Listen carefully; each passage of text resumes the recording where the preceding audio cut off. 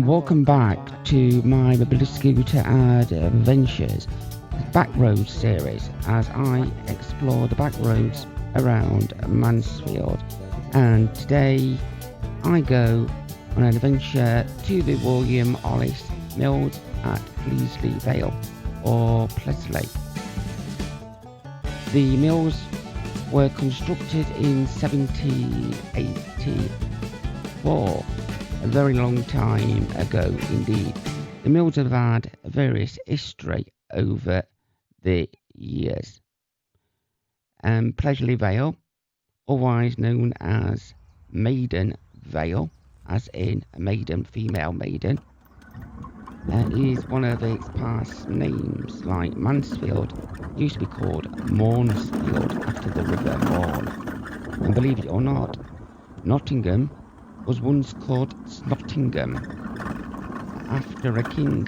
Snot, apparently, is, well, the same as the Nottingham Castle is not the original castle because it was burnt down. And all these vary in history. So, yeah, there we see Pleasley Colliery, where I visited in episode 1 of Bike Roads, and plan to make a return visit to see the Markham engine being steamed. But like I said in episode 1, it normally steams at the weekend and bank holidays, but always home to avoid disappointment. So I'm back on Pennant Road in Mansfield, again heading towards my destination, and there is the farmer gathering the harvest a little early this year, as we've had fantastically warm weather in the UK with temperatures in the 30s. And they are saying at time of recording, which is the 6th of July, we may be getting temperatures in the 40s.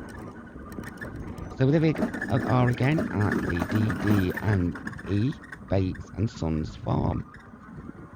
This site has a farm shop, open most days of the week, but again found to avoid disappointment. And there is a gate. Look, rather picturesque. That's why I decided to film it. There we are, looking back up that part of Pennant Lane, and we're going to continue down Pennant Lane towards Pleasley Square. Then I intend to take a right turn before the colliery and go over the dual carriageway and drop down into Pleasley Vale near St Matthew's Church. And as you can see, the farm has been very busy getting in the hay for winter, and surprisingly it was June at time of recording and they're already harvesting. And I do like this scene, very picturesque.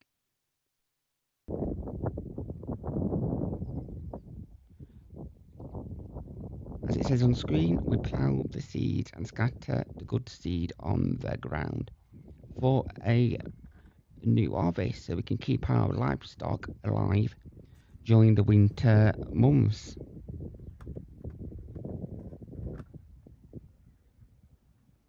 But on the other hand, with the temperatures, some crops would wilt due to a lack of water. And technically farmers are supposed to have an independent water supply, so it's not coming off the mains water like underground water supplies, rivers, etc. to water their crops. So now on Sampson Lane in Mansfield, approaching Pleasley. Again, keep to your left on this piece of road because there is a blind bend, a double S bend, what we are approaching. And it is the national speed limit, so you don't get caught out.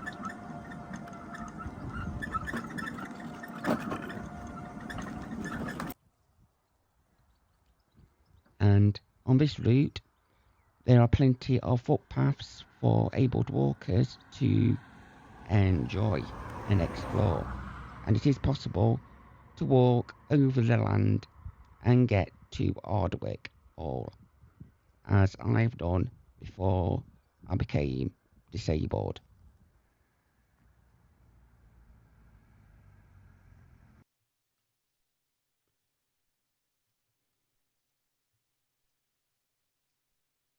So a bit about Pleasley Vale Mill. Pleasley Vale Mill was a textile mill located to the north-east of Pleasley village. William Hollins Co Limited began in 1784 at the Pleasley Vale. The factory there became the first establishment in the world to take a raw cloth material at one end of the factory and it will come out as a garment. So a very clever early production line where basically they'll have the skin of the animal and it'll go through the different buildings and it'll become a leather jacket. Or sheep wool will be turned into cotton and it'll go through the series and become the garment. So there I am again at Pleasley Square. And I do like this shop, very peaceful. Where to have a break and some relaxing in the glorious weather we've had in the UK. Like I said before, I do like the look of that bungalow. It is, well, very relaxing.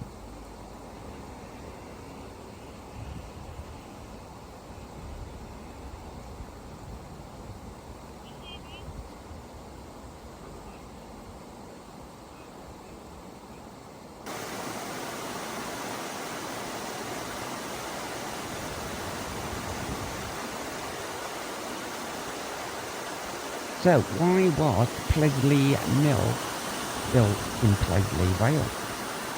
Really, there were no people in the area, and the mine had not opened in 1784. It wouldn't be till 100 years later Pleasley would have its colliery, which opened in 1884 and closed 110 years later. So the reasons they decided on the area were some very simple reasons, and there were three basic reasons. One, the water supply, and that would work the water wheel, and other aqueducts could be used to run other machinery by the natural flow of water, and water they could use in the materials and preparing the wool and the leather to be made into garments. So that was the first reason. The second reason, the trees in the vale maintain the required humidity level. So the trees kept it shaded, it was in a valley, so it was nice and cool.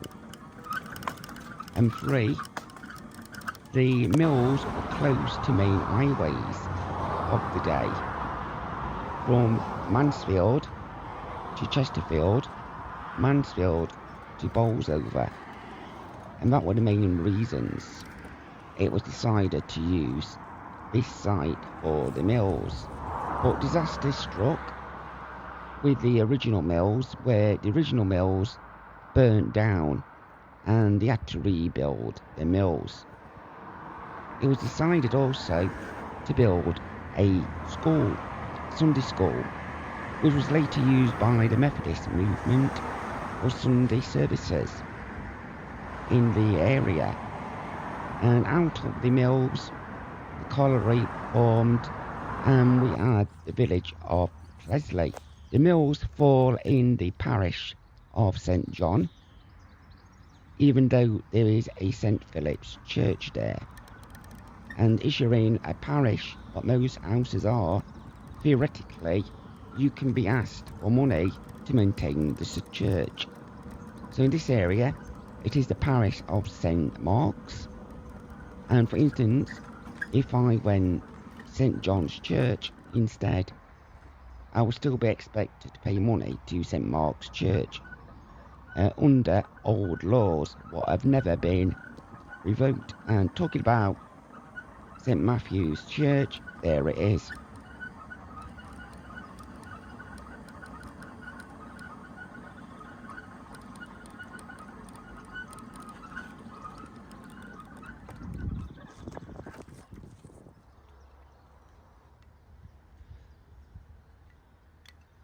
Another thing the mill did, which these days would be very controversial, they built a workhouse for child labour. So we can tell we're in the 1700s and 1800s when child labour was used, which was widely done at the time because many didn't go to school, and school, if you were lucky enough, finished at about the age of 13, and you would be expected to work. And females weren't educated really at all. It was only males that had a education, and if you were lucky, you had a good education, but that was dependent on family status and finances, because back then schools you had to pay for. It wasn't run by the state and funded through taxes.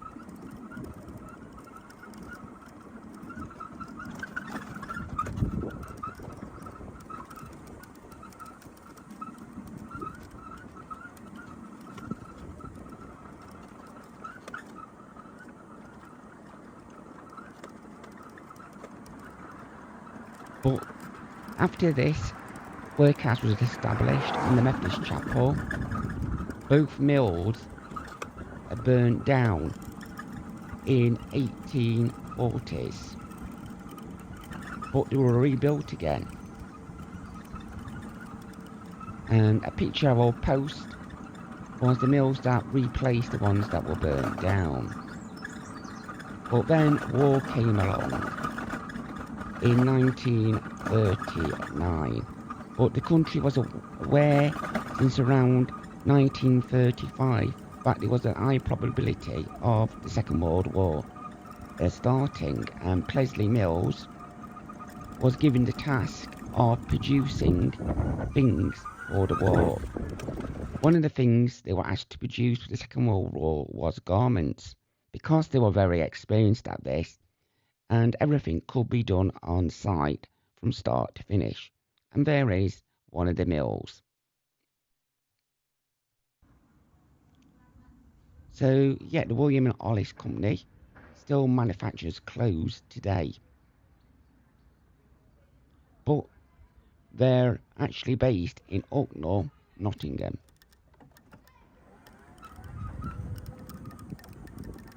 And during the war, my aunt worked there, but she always said she made munitions, like bullets and bombs were also made on site, including uniforms for the soldiers. And it is well known by locals that there were quite a few air raid shelters around the site, probably because how many mills there were and how many thousand of people would be working in the mill. But these days the mills hold several varying businesses, and it is a hive of activity, and the mill has gone under lots of redevelopment in recent years.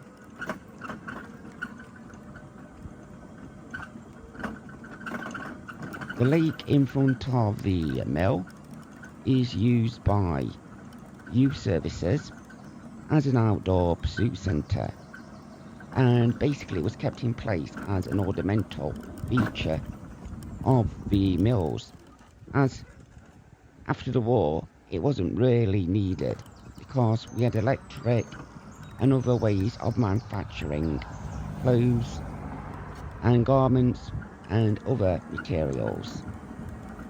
So the water powered systems were no longer required. But if you look to the side of the mill, you'll see one of the old chimneys that helped to provide power by way of steaming. And in between the mill and the main road between Pleasley, there were several railway lines that helped to take stuff in and out of the mills. And the lines would go on to the local collieries of Shirebrook, Pleasley, Newelton, and probably on to Bolsover, but that may have been on a different line.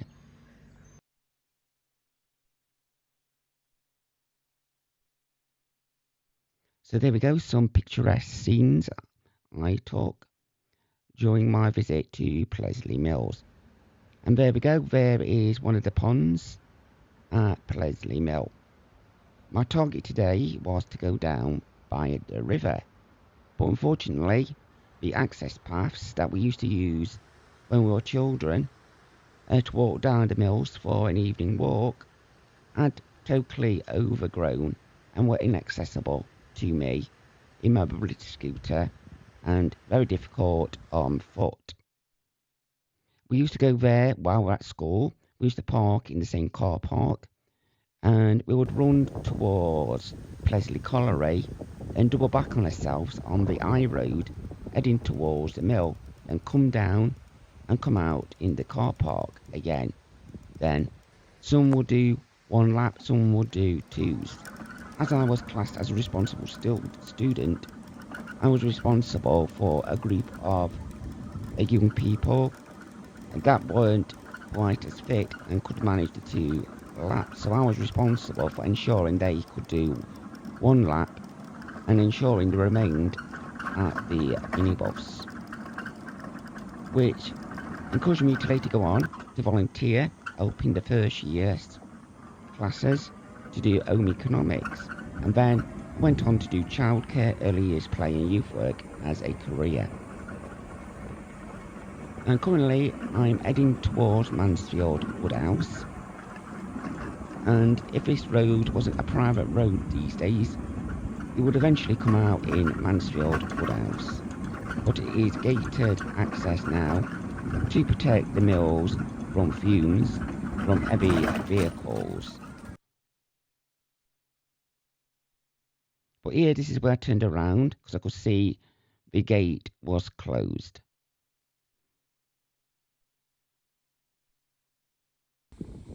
As we can see, the mills were of several floors. And this is mill number 3. So sorry, mill number 2.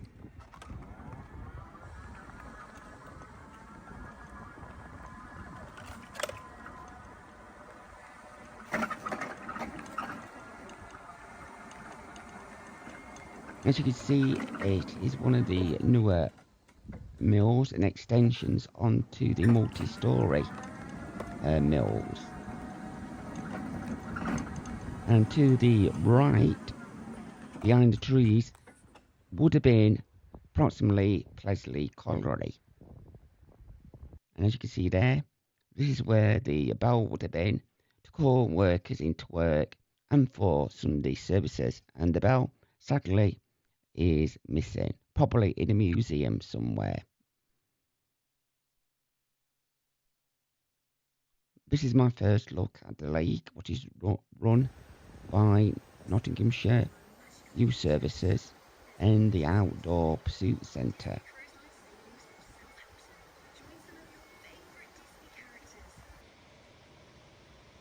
And that's a first look at the River Meden, or River Meden.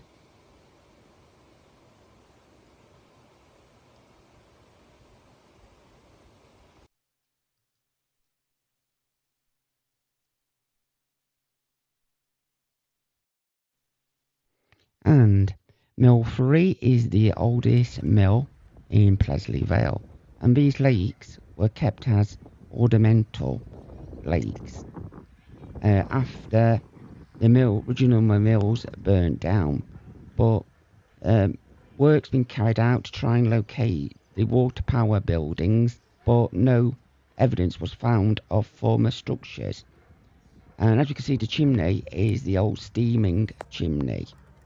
Is well, and the water actually flows underneath all the mills, and the mills were built on top of the water to enable the factory to create power by water and for usage. There's a lot of buildings in the Mansfield area that are built on top of the water supply, and there is the control lever which allows a flow of water to go under the mills.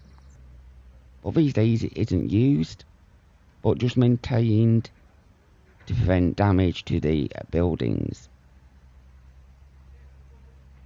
In more recent years, after the buildings were converted from water to steam, they converted to electric.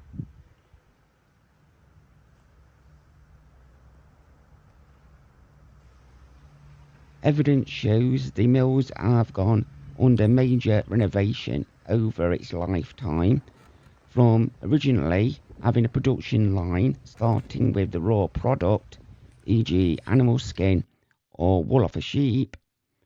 And while we're here, don't forget to consider subscribing and giving me the thumbs up if you like the work I am doing.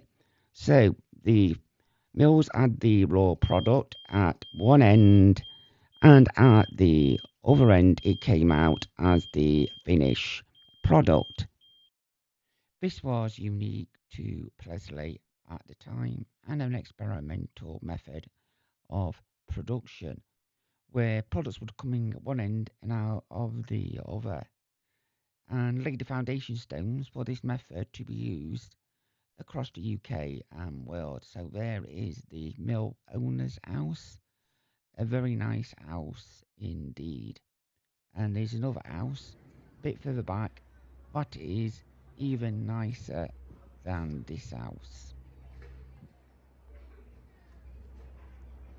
As you can hear, even though it's a closed part of Nottingham and a closed road, you could hear it's a bustling area. There is a tea and coffee little shop at the side of the road if you want to walk through and have a drink. But I didn't notice any toilet facilities, and unfortunately that path down to the river unsuitable for people in mobility scooters, and if you're able-bodied, take extreme care when going down those steps. It looked a bit dicey to me.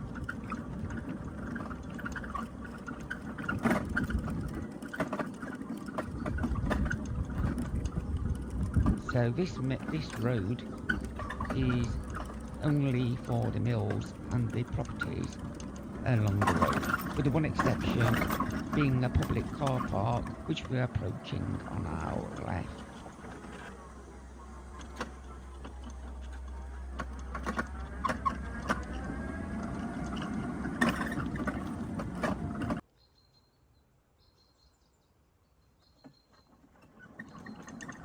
So as you can hear the bird calls most of the time down this route.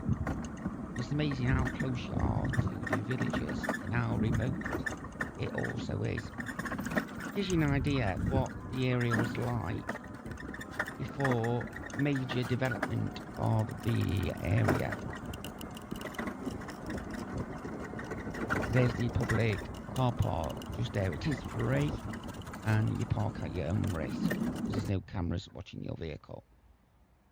And there you go, there's the path I was aiming to get onto, and the bridge that crosses the water. Well, that was the target for today's episode. So in that retrospect, the mission was technically a failure because the objectives of today I wasn't able to meet. They St. Michael's Church again. They weren't able to be met due to overgrown paths, but the objectives of the episode and channel were met as going out on an adventure to see where I can get on my mobility scooter and exploring new areas, which were the Pleasley Mills or the Meden Mills, depending how you want to pronounce it at what point in history. So we're going over this bridge. And since making this episode, I've looked at Google Earth, and I think I have found a route that will get me down the side of the river. So look out for episode 2.1. And hopefully, if I can get down the river, that episode will be put online. Oh, and there's the boat I was talking about. Yep, looks like he is getting it ready to go on an adventure and reconditioning the boat. A lot cheaper putting it on the road to do it, and it would be at the boatyard. You're avoiding all the fees, as it's a very expensive hobby owning a narrowboat, especially if you got to pay for a mooring and other fees. If you're a continuous moorer, you don't have to pay for your mooring fees. You can get away with your pole tax or pinch charge, or whatever they call it these days, because you're not in any one particular council area.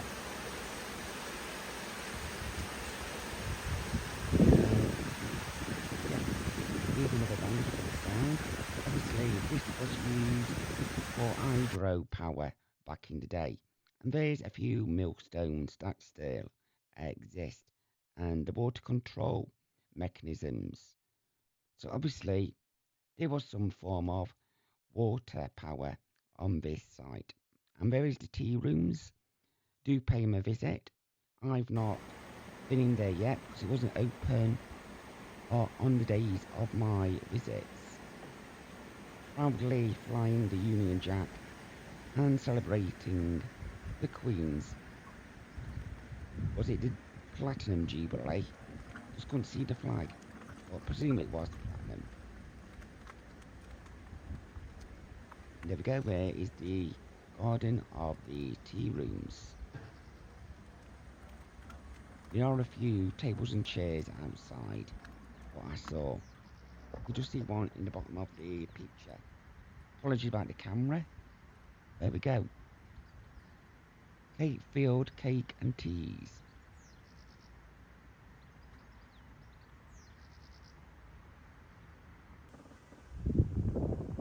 And this is Pleasley Square itself.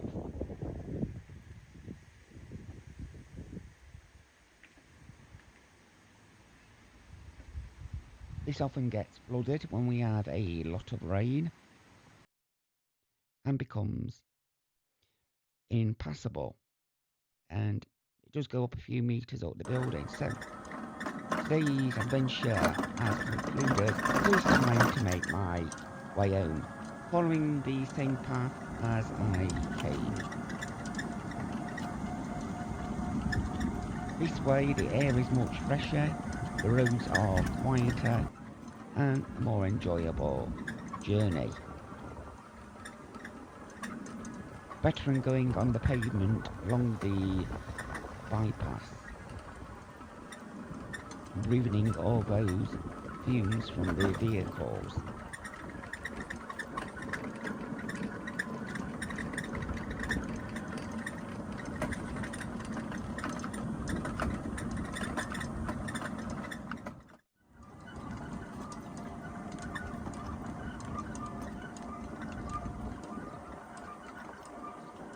So as you can see, the roads are quite quiet. Well, that looked a bit bumpy to go up there on my scooter, as most scooters do not have suspension. But maybe in the next ability scooter I purchase may have some suspension, giving me a bit of extra range and more things I can do on the scooter. But when scooters can cost £7,000 plus, that's more than a car. I couldn't believe it when I was looking. He wanted over £7,000 for it. But I guess it did have a completely enclosed seat. It also has a radio in, central heating, lights, wipers, a lot. It was more of a little vehicle than a mobility scooter. and the other ones that will take you out onto the beach and over country fields. I think they are about 11,000, so obviously very expensive. Having disabilities is, well, it's not a cheap way of life.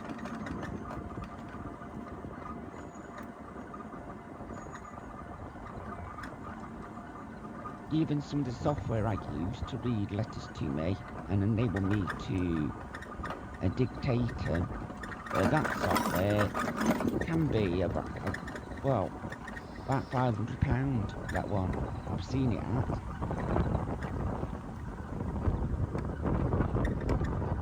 And the reading pens, they tend to be a couple of £100 or more. So there we are. I've reached the end of my adventure for Backroads episode 2, where I explored the River Meden and the Pleasley Mills. Do watch episode 1 of Backroads, where I explored Pleasley Colliery. This episode was filmed on the iPhone 14 Pro Max. Voiceover and editing and sound was by the DLZ Curator. Editing and post-production was on the Final Cut Pro by Apple. Filming on location was Pleasley, Vale. Filming took place on Wednesday the 18th of June 2020.